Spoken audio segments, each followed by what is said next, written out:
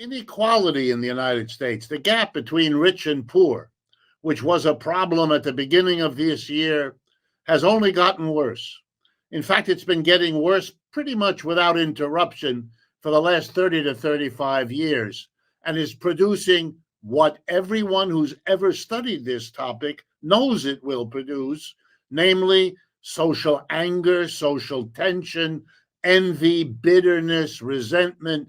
They go with rising inequality. You know, if Jeffrey Bezos is around parading his $150 billion and Elon Musk likewise, and you know that there's too much month at the end of your money, well, then you're not going to be happy about it. And the form that this upset takes is our headlines every day.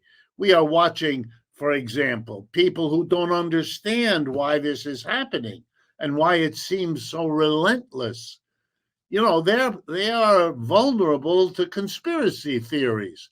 There's some bad thing happening that makes all this negative news, that makes the distance between you and economic security as wide and as rapidly widening as you have experienced it.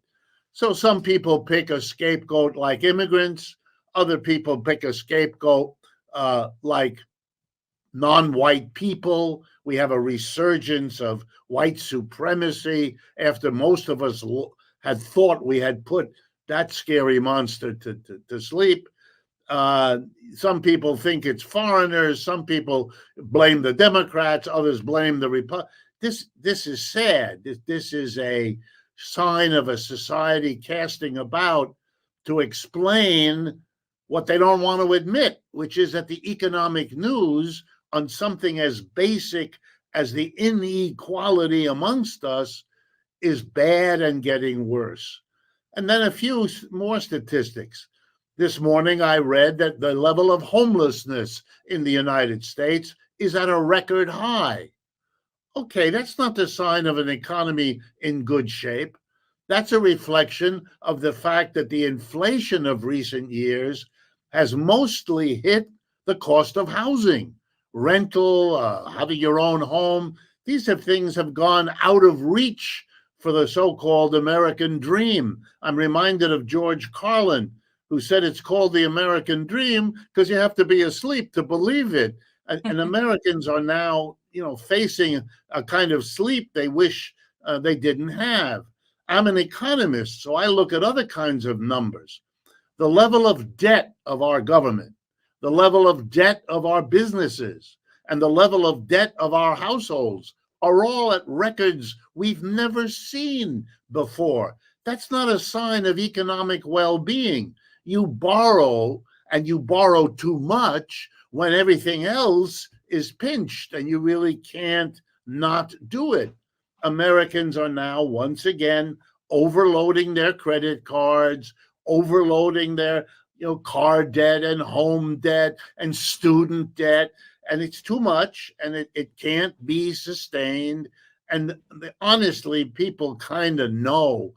And you've kicked a lot of these problems, because I could go on beyond your tolerance. But the bottom line is it's an economy with enormous problems, and problems of the sort that don't go away, that don't lend themselves to endlessly being kicked down the road. And I think we are, to be honest with you, at a kind of turning point. I think we're going to see extraordinary political and cultural changes, scary ones too, among them, over the next year. I mean, the fact that we have an election, which always adds its own dramas and problems to what's going on, and also the fact, which economically is perhaps the single most important, the world economy has changed, and Americans don't want to face it.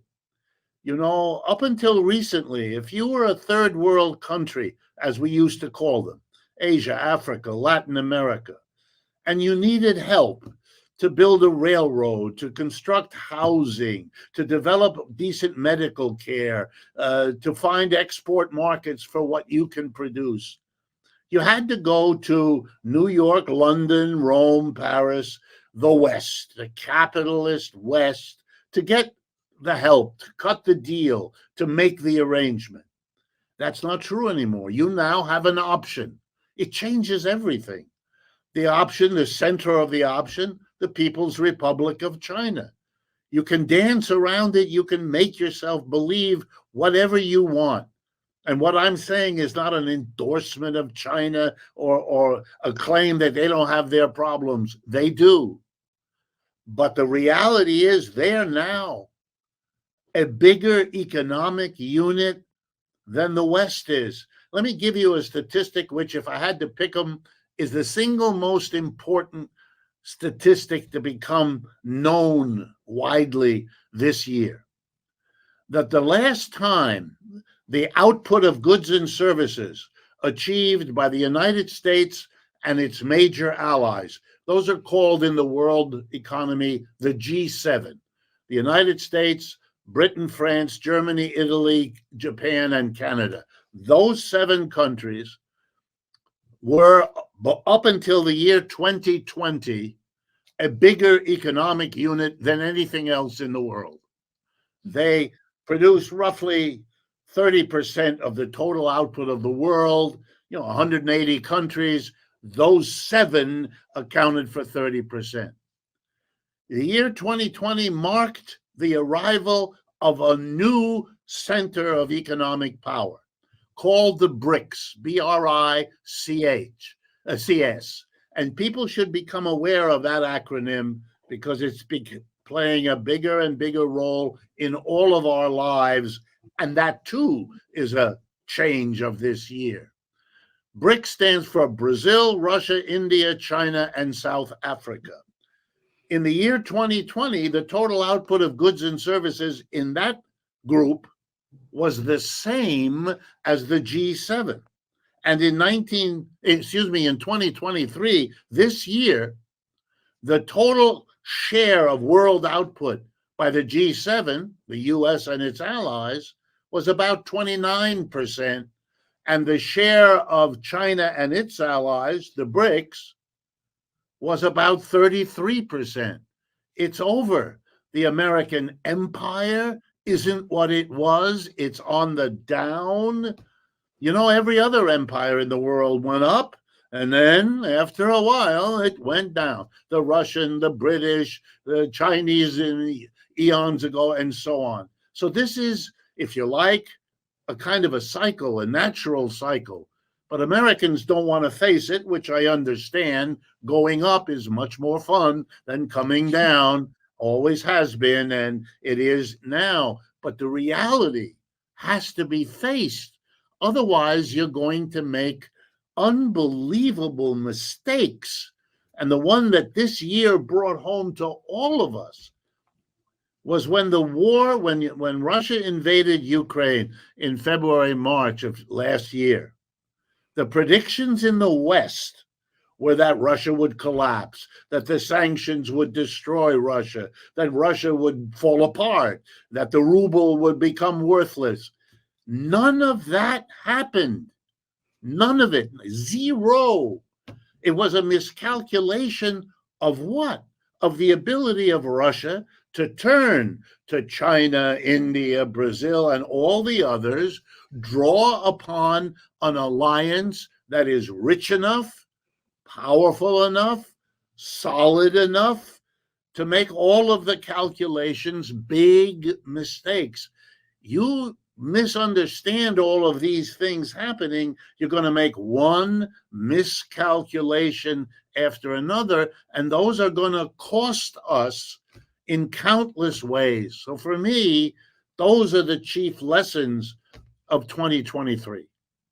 To be honest, I think there's a kind of insulting of the intelligence of the American people that's going on here. That is, if I were an advisor to Mr. Biden, I'm not, but if I were, I would advise him against this kind of talk, this celebration of a good economy and all of that. It's kind of standard fare, it's rah-rah, cheerleading, and all of that. But it has a terrible effect now. My wife is a psychotherapist, so I'm aware of, and she has tutored me, which I needed, in all of the wisdom of that kind of approach. And here's what she tells me, and she's quite right. If you tell people the economy is great, and the reality of most people is that it isn't, then you run the risk that people will become very upset because they'll believe, because they want to, a leadership that tells them everything is great, and then they begin to wonder, well, why am I not participating in that? And then you get two kinds of outcomes, which are very dangerous for us. Number one, as I mentioned, looking for a scapegoat. I am being denied the good economy because it's given to those, and then who? Immigrants, minorities, women. You get the whole story of other people being favored by those bad Democrats, and now you have the Republican mantra is emerging here. The other bad outcome is that people begin to blame themselves. The economy's great. I'm not doing so well. Must be me. It's not the economy, it's me. And then they blame themselves. And then you get the alcoholism, you get the anger, you get the emotional upsets that go with self-blame. These are signs of a society in trouble. That's what if I want to leave any message with you, we ought to recognize these symbols for what they are. It is very, very ill-advised to talk about an economy that's great when the mass of people are telling you, by the way, I'll follow the polls, Gallup poll, Ipsos poll, all of them. The polling of the American people is unmistakable. The economy is not great. Treating them as if they were crazy, this mass of people didn't understand their own situation, as you rightly put it, going to the supermarket, facing the reality that they've just spent $200 for a very modest bag of groceries that won't take them until next Wednesday, etc., etc. These are signs of a disconnect. If I had the time, I'd also show you that part of this story is that for the top 10% of the American people, it is a good economy. They are doing quite well. Could be better, but they are doing well. That's the top 10% that sit at a position in which the economic difficulties have been offloaded by them onto others.